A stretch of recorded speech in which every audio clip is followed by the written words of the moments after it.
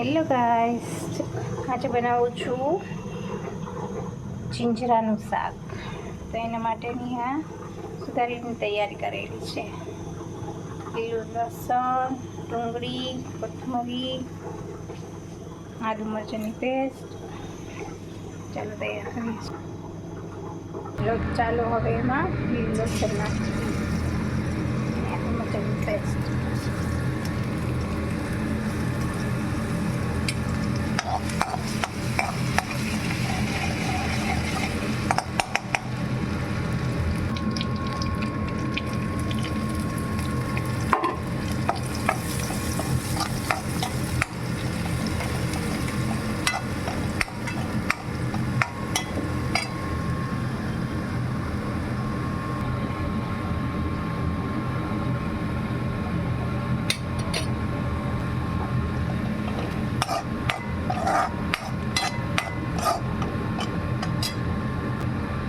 એમાં નાખશું આપણે ગાજર,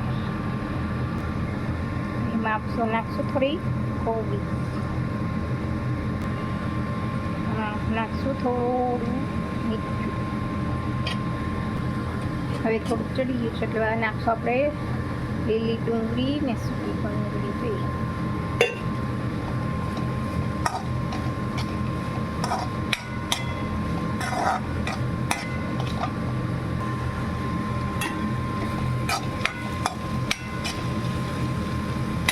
હવે એમાં નાખશું આપણે ટમેટાના સુધારેલા કટકા.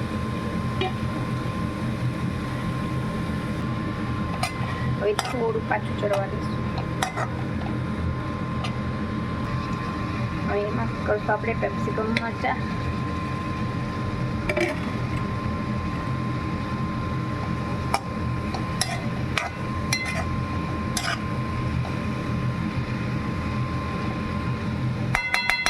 થોડું ચડવા દઈશું. સરસ ચડી ગયું છે.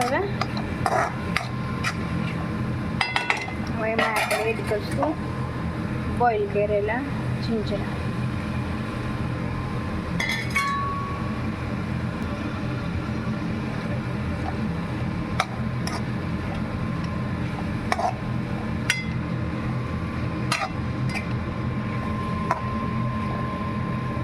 આપણે એમાં રસાવાળા બનાવો થોડાક વઘાર કરશું. હવે એમાં મેં વઘાર કરવામાં લીધું છે ઘીનો વઘાર કરશું દહીંથી.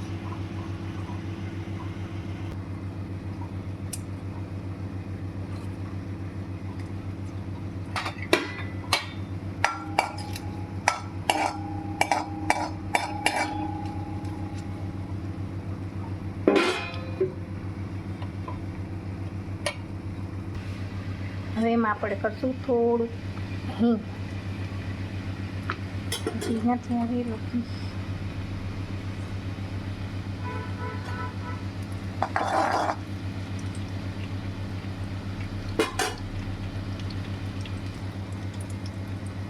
તજ, લવિંગ, કમાલપત્ર, હિંગ છે. થોડી લસણની ચટણી.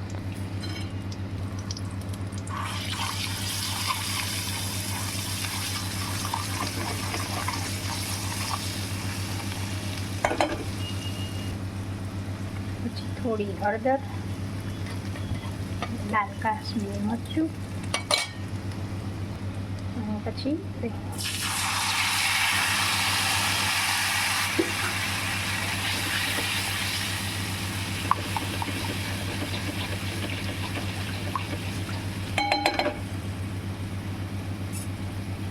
હવે એમાં આપણે મસાલો કરશું.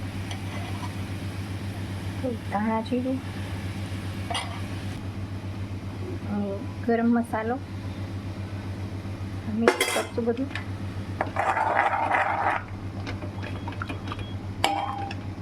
બાજુમાં શાક બને છે, એ ચડે છે. ચાલુ છે ગેસ. વઘાર રેડશું આપણે દહીં વાળો. સ્વાદ પ્રમાણે નમક. ખાવા બની ગયું છે. આપણે કરશું આમાં એડ.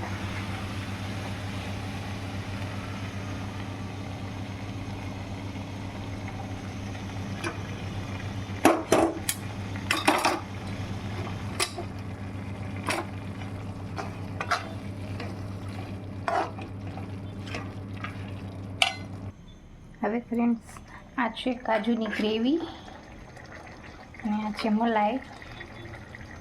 આપણે કાજુની ગ્રેવી કરશું 2-3 ચમચી.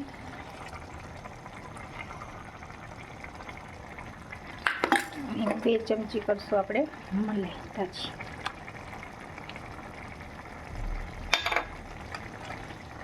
બે મિક્સ કરી લઈશું. માં સ્વીટ ન આવે એટલે કાજુની ગ્રેવીથી થોડી સ્વીટનેસ આવે. ફ્રેન્ડ હવે બની ગયું છે, બસ થોડી જ વાર છે. હેલો ખાવા.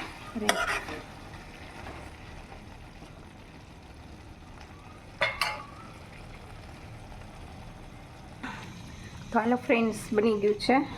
આપણે ગાર્નિશિંગ માટે કરીએ આપણે. હવે હું બનાવીશ આની હારે લચ્છા પરોઠા અને શાક.